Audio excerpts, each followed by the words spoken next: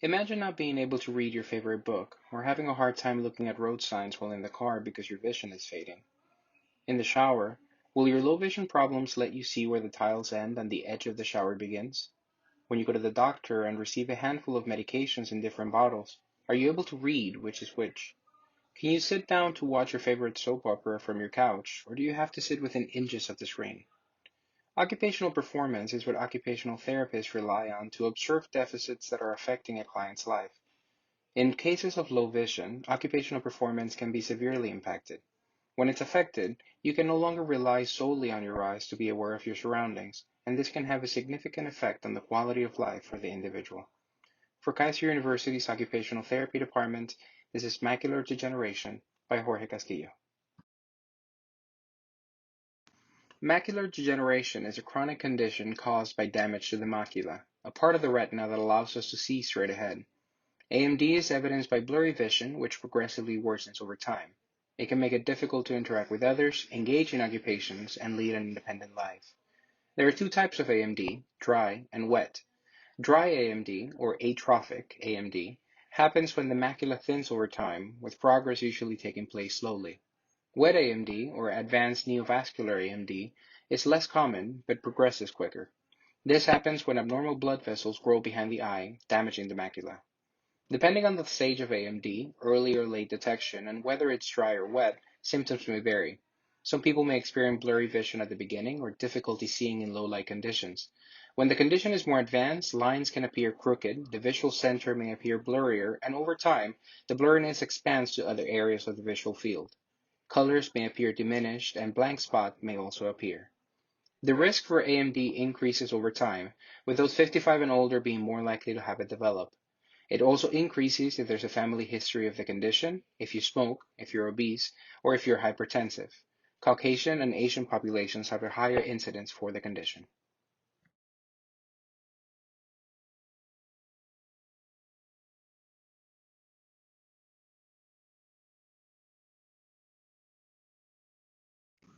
An occupational profile allows qualified therapists to assess various aspects of a client besides the reason for treatment. It provides therapists with information about the client's interests and values, successful occupations in their daily life, and barriers to their performance in occupations. The overall occupational history also serves to highlight important aspects of care. Alice is a 71-year-old housewife, married for 54 years, with two adult children and three grandchildren. She has no employment history, but she says that when you've worked as hard as she has in the house for decades, it doesn't matter if there hasn't been an official job title. Through the support of her family and friends, Alice has been driven to find help. She is seeking services to improve her safety awareness, since the deficits caused by low vision are limiting her safe engagement in the daily household management. Her functional mobility has been impacted around the house, and meal preparation has been particularly affected, as tasks now take twice as long to complete. Alice would also like to engage in play and leisure activities with her grandson, but her visual deficits have complicated her ability to safely care for them. Her visual field has narrowed over the last 3 months, with Alice complaining of visual strain, particularly at the end of the day. She reports continued success with some occupations despite the ongoing visual deficits. These are occupations that have become routine for the most part. Her morning routine involves hygiene, grooming, and dressing. Her spiritual expression remains unaffected, as does her rest and sleep, and the aspects of health management, including condition management, which are also successful. Low vision and AMD affect functional mobility and safe interactions within the environment and diminish her ability to engage in leisure activities like reading. Alice enjoys spending time with her family and taking care of her grandchildren. She started taking up golf a few months back and feels like she's finally getting good at it. She attends church every Sunday and has made a daily habit of reading the Bible before sleep. Most of all, she enjoys cooking dinner for her husband every day and having it ready by 6 p.m. Client contacts are factors within and surrounding a client that can act as support or barriers for occupational performance. Alice's cultural context includes reading the Bible before sleeping every night and attending church on Sundays. She identifies her deeply held spiritual beliefs as a pillar of support throughout her life and credits her conservative background as crucial to her sense of self. As an old school lady, she believes the husband is the head of the household. A current barrier to engagement is that she does not want to be seen as disabled by friends and family.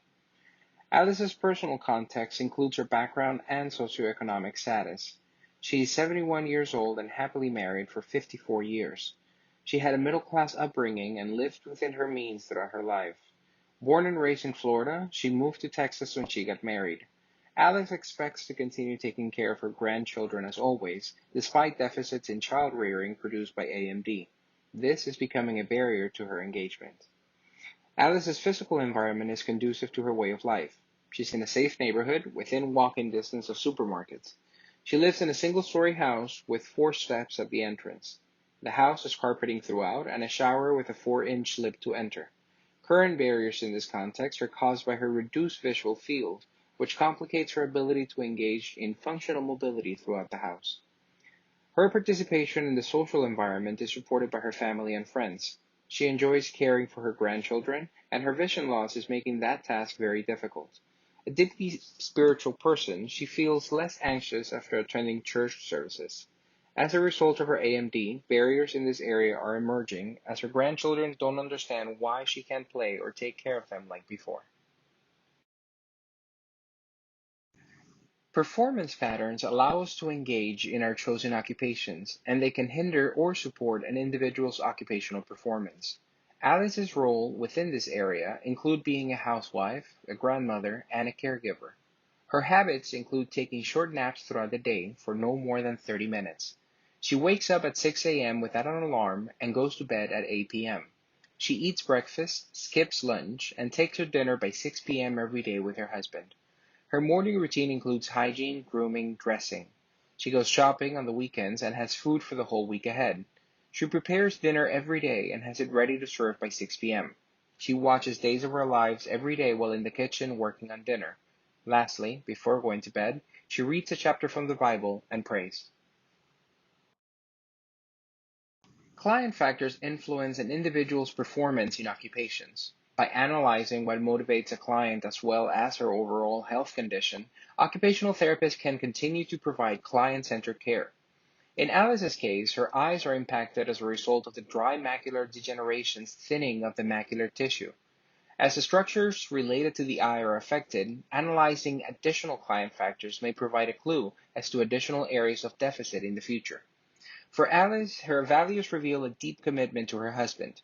She feels compelled to set an example for her children to follow. She values honesty in all aspects of her life, and after a slight problem with gambling in her youth, she does not tolerate wasteful habits. Her beliefs are informed by her upbringing and conservative beliefs. She believes that the husband is the head of the household. She uses this to justify her self-proclaimed status as a non-feminist, as she feels a woman's place is by her husband's side. Among her deeply ingrained beliefs, stemming from childhood, is that a good wife should have a meal ready for her husband every day for dinner and tend to him when he needs it. Her deep spirituality is informed by a belief that doing good in life will reward her in the afterlife. She reads the Bible to find clarity in her daily life and to feel closer to God. Alice believes that her life has purpose thanks to her spiritual beliefs. Her global mental functions are intact, but Alice's energy levels have decreased, as she feels that everything takes longer to do safely. She has found herself becoming easily distracted and can't recall some things as well as she used to. As a result, she is feeling more anxious about her limited eyesight and its effect on her daily living. Visual function is severely affected, including quality of vision, visual acuity, and poor visual awareness. Due to visual deficits, vestibular function has been affected, particularly her balance and proprioception. As of her last visit with her doctor, she was placed at risk for falls. People with low vision deficits as a result of aging are less likely to have impairments in ADLs and self-care, as those daily routines have been learned over many years and may come naturally to the client. Most literature reviews based around low vision conditions tend to highlight the benefits of modifying the physical environment and adapting behavior through the use of technology. As occupational therapists, it is our duty to go beyond just these methods in order to provide client-centered care that takes into consideration the roles, habits, and rituals that define our clients. As such, Alice would benefit from the framework for occupational therapy in low vision. This framework proposes focusing on intrinsic and extrinsic issues, such as cognition, psychology, physiology, spirituality, and the social environment, as these have a greater impact on older adults who are experiencing low vision deficits. It also highlights the benefits of participation in the community and integration of skills around the home, and encourages occupational therapists to venture beyond just self-care and ADLs. This framework makes use of the person-environment occupation performance model to consider environmental and personal factors affecting the client. This framework identifies factors that affect performance, like the physical environment and cognition. It also addresses the psychological consequences of low vision and the effects of the body's physiology as a result of decreased mobility. Lastly, for a client like Alice who values her spirituality, it allows us to focus on more than just the quality of life, but also her well-being, meaning, and value. By providing assistance to Alice for areas beyond ADLs like leisure participation, her self-rated levels of productivity around the home, and activities that have personal meaning, we can improve her life and increase her independence.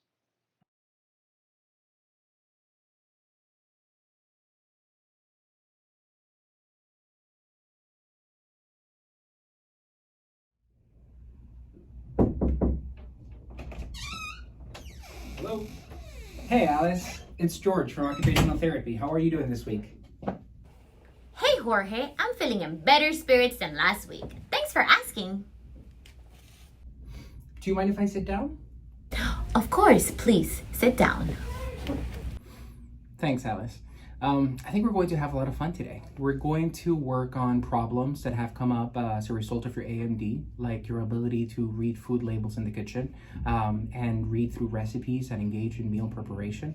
Now, if you remember on our first session together, we focused on education about your condition, the macular degeneration, and potential environmental modifications to the house, like the fluorescent tape we put on the bathroom floor last week in the shower.